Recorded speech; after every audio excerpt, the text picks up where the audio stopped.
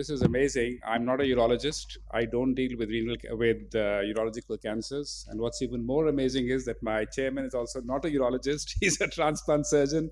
We come from general surgical backgrounds to teach and vascular backgrounds to teach this August gathering about managing urological cancers after kidney transplantation. I'm just going to briefly share my experience, share literature guidelines, and a limited experience with urological cancers after kidney transplantation. So, we must understand that kidney transplantation improves survival, quality of life. However, malignancy is a major complication. The overall cancer rate is 2 to 4 times higher than in the general population.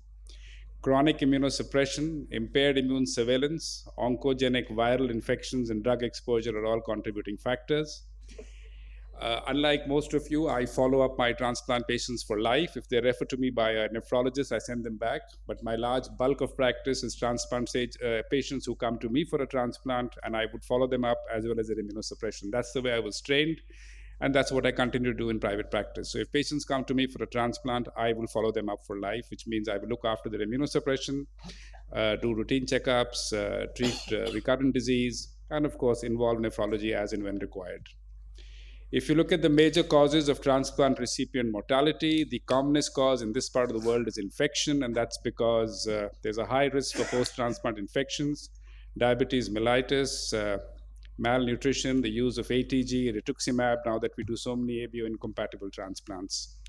We also have a very high incidence, which we used to have before the direct acting antivirals came up, of liver disease, predominantly hepatitis B and hepatitis C, cardiovascular disease, and malignancy. This is an old slide. When I was at the All India Institute, we looked at 1,372 renal transplants done over the last 25 years. We looked at 353 deaths. This was in the 1980s. And the commonest cause of death was infection, liver disease, going back on dialysis, and malignancy only was 2.7%. So malignancy is not that much of a problem. Remember, you need a kidney to be in you. You need to be a transplant patient for a long, long time to get a malignancy. The risk factor for malignancies are that by 20 years, nearly 50% of recipients will have skin cancer. Over 10% of recipients will get PTLD, which is our biggest worry, and I normally will be very careful with pediatric transplants, and that is why I do not use ATG in pediatric transplants. So the causes being transplant specific, if you use ATG or exposure, dose, duration, and type, and number of medications. There is a direct association between viruses, the Epstein-Barr virus, the human herpes virus, human papilloma virus for non-melanoma skin cancers, hepatitis B and C virus for liver cancers. If your patient is a smoker, if he goes out in sun, if he uses alternative medicines, and of course, don't forget that the BK virus that we routinely screen our patients for is also a pre-malignant lesion for the kidneys. So immunosuppression-driven carcinogenesis post-kidney transplant is basically for the simple reason that you put them on calcineurin inhibitors, cyclosporin and tacrolimus. They reduce the T-cell tumor mass. So basically the T-cell surveillance goes down. There is decreased immune surveillance. Because of this, there is oncogenic virus reactivation. There is DNA damage and mutagenesis. And finally, this leads to malignant transformation, tumor initiation, and progression. If you look at urological cancers, it's usually kidney cancers, bladder, prostate, urethral, and testicular. They're often more aggressive, they're present late, and management must balance oncological control with graft survival. If you have somebody who wants a transplant again, you must be driven by the fact that he must be at least cancer-free for 2 years, but I would involve an oncologist in that decision. The risk is driven by chronic immunosuppression. Remember, both polycystic kidney and acquired cystic kidney diseases are pre-malignant, and oncogenic viruses like BK virus and CMV. So the commonest malignancy that you would see in these patients is urothelial malignancies. You would then end up seeing renal cell carcinomas. Prostate cancer is not much of a problem. We have seen it occasionally in our patients, and skin cancers are, of course, managed fairly well by general surgeons who see them on their OPD. If you look at, like I said, the hazard ratio, the highest hazard ratio is for bladder cancers and for kidney cancer. Prostate cancer per se is not a problem in renal transplant recipients. Unique risk factors that elevate urological cancers are the immunosuppression, could be a donor derived, but our predominant transplants are from live related donors, so they're all well screened. Viral infections, like I said, BK virus, human papilloma, the hepatitis B, and the hepatitis C. So we would routinely get the alpha fetoprotein done if you're hepatitis B and a routine ultrasound annually. Prior personal or family history of cancer, the recipient age, environmental exposures, and these factors combine immunological and viral effects unique to transplant patients. And of course, don't ever forget that if your patient has had a long time on dialysis, he has an increased risk of getting a malignancy. The clinical presentations are they usually come late. The presenting feature is hematuria, and a lot of these patients are diabetics. They are on blood thinners. It's always a worthwhile idea to get an ultrasound done.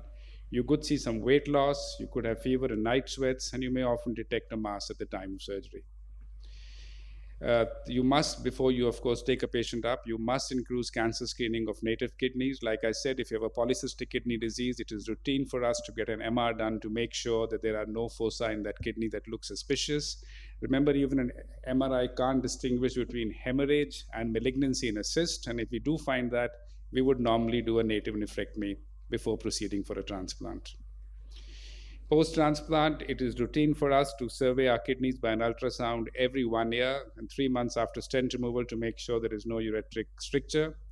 You could consider a low dose CT, but an MRI is just as good.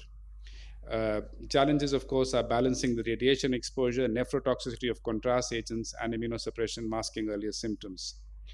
There are very few guidelines available for cancer screening in renal transplant patients, but if you look at the RCC for the renal cell carcinoma, there are usually no guidelines but an annual ultrasound, which is what most units would do. If you look at the prostate, PSA itself is not reliable as a marker for prostatic cancer. Most people say a digital rectal examination would be all right, or even a good ultrasound should be able to pick up an abnormal nodule in the prostate. So essentially, you do a baseline imaging at 3 months, annual surveillance for high risk patients, primary imaging modalities, use an ultrasound, use an MRI because contrast agents would damage the kidney, and then, of course, you can do targeted imaging or biopsy if you have a lesion. It is a multidisciplinary problem. We would normally involve an oncologist. It's quite common for me to involve a urology colleague. There are no egos in this. And if he has a bladder tumor, the TURBT is normally done by a urologist or even a radical cystectomy. We would, of course, manage the immunosuppression. I think it's important to reduce the CNI, the TAC, and the MMF, and replace it with an mTOR. The only problem is that these patients come to you late. At that time, they have a significant degree of proteinuria, which means the kidney is now passing a significant amount of proteinuria. If you put them on everolimus, you will have more proteinuria. So what we end up doing is putting them on an ACE inhibitor like telmisartan or ramipril, and we add an SGLT2 inhibitor like dapagliflozin or empagliflozin, and that causes a little bit of UTI because they're passing glucose and sugar now. So it's slightly difficult to manage if they have proteinuria. That causes a problem for us, and the UTI is an issue if they've got a bladder tumor. For renal cell carcinoma, it's basically polycystic kidney disease and adult cystic kidney disease that is our biggest worry. We would ideally do a nephrectomy. This could be laparoscopic or open. In my entire experience of transplantation, I've only seen one allograft tumor, and we were able to do a partial nephrectomy. And of course, post-transplant nephrectomy, immunosuppression, we would modify. This is the patient we had. He was an IFS officer. He was the Indian ambassador to Kyrgyzstan. We transplanted him in 2012. He followed up with me till about 2 years ago when he presented with this renal lump. We took him up for surgery. We did a partial nephrectomy. The only thing was that we went transperitoneal, so I got external iliac control proximal and distally. It was easy to dissect the vessels there. We then, under ultrasound guidance, because he has a cyst as well, excised this tumor. This is what we excised. His creatinine did go up from 2.2 to 2.8, and currently he hovers around that much with a partial nephrectomy, but is tumor-free. Urothelial cancers are more difficult for us to manage. The risk factors, like I said, is BK nephropathy, smoking, and the use of MMF. They're usually diagnosed late. If they are picked up on the ultrasound, we would normally involve a urologist to do your TURBT. If it involves the muscle, he would do a cystectomy. We would help in the ureteric reimplant. And if it's an upper tract urothelial cancer, we would do a nephrouretectomy. Prostate cancer, like I said, limited value of PSA. localized disease. You need to discuss the options with the patient. I've had about 6 or 7 of these patients.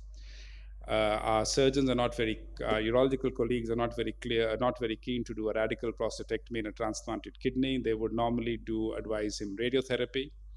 If the disease is advanced, we would use androgen deprivation therapy and possibly and of course decrease the immunosuppression. Testicular tumors, penile cancers are managed as per standard oncological guidelines with special attention to immunosuppression. So, the surgical management of urological cancers is preserve graft function through meticulous dissection, anticipate and manage altered anatomy, minimize infection risks. Remember, a number of people take out the prostates through a perineal prostatectomy, which has a higher incidence of UTIs, coordinate with the anesthetists, and of course, reduce the overall load of immunosuppression. Consider switching to mTOR inhibitors. We do that all the time. And I think we've got to be careful with using ATG, altuzumab, or even rituximab in ABO incompatible transplants in patients who have a prior history of malignancy. So optimizing immunosuppression in kidney transplant patients, reduce the calcineurin inhibitors, switch to everolimus. If the disease is widespread, we've seen this once or twice, disseminated malignancy all over, we would stop the immunosuppression completely, just put him on steroids, and have a multidisciplinary approach. There is some evidence about checkpoint inhibitors. These are medicines that are used especially for renal cell carcinomas. But remember, the use of these is associated with graft rejection. People use tyrosine kinesin inhibitors for renal cell carcinoma, but they do interact with CNIs. So, like I said, if you have a native kidney RCC, a radical nephrectomy, which anybody could manage, allograft, a partial nephrectomy if it's possible, a bladder if it is TURBT plus intravesical chemotherapy, upper tract nephrectomy, prostate cancer, controversial, and testes and the penis, oncological standards of care. So as far as chemotherapy is concerned, if you're using chemotherapy, remember if you're using gemcitabine and cisplatinum, you've got to be careful about nephrotoxicity. If you're using PD-1 inhibitors, again, you've got to be careful about the higher incidence of graft rejection if you use this. If you use an mTOR inhibitor, you must use a statin, and you must remember that your wound healing will be delayed. An intravesical BCG may very rarely give rise to cystitis and infection. A repeat kidney transplantation, we would normally wait for 2 years, but of course, if you have a small tumor, we would transplant you early in the kidney that has had a partial nephrectomy done. All this is done in a multidisciplinary approach. We would talk to a number of people, talk to the patient, consent him for the same. And our biggest problem is not bladder tumors, but is PTLDs, especially patients, young children who've had a bad rejection after a second transplant. The risk of PTLD is really unacceptable. So the recommended cancer-free period waiting time before is for an RCC, they say 2 years. For a urothelial cancer, 2 years. For a prostate cancer, it's controversial now. People say you don't need to wait at all. And for other urological tumors, you could wait for 2 years. So remember, if it's a localized renal carcinoma, you could get away with acceptable results. If it's a high grade, you have poor outcomes. And these are the guidelines that have come. The KDIGO guidelines, of which I was one of the groups, was that you must analyze, you must see your patients every year, do an ultrasound, a urine routine microscopy, a good ultrasound, and if he has RBCs, you must rule out a malignancy or recurrent IgA disease. The AST guidelines, cytology and a cystoscopy. EUA says, well, if you have a tumor, and these are the controversies in urological management that you need to sort out. The optimal cancer-free interval, when should you start the mTOR, the use of living versus deceased donors in patients with prior cancer, balancing immunosuppression, and defining cancer. The future will lie in the integration of biomarkers, oncoimmunology integration, registry-based research, personalized immunosuppression, and surveillance. So it does remain a challenge, 2 to 4 times higher. Early detection, good surgical and medical strategies, and repeat transplantation, rigorous pre-selection, and lifelong surveillance are required to ensure safe outcomes. You must consider sirolimus, and you must use individualized stage-specific wait times and rigorous restaging. Thank you very much for your attention.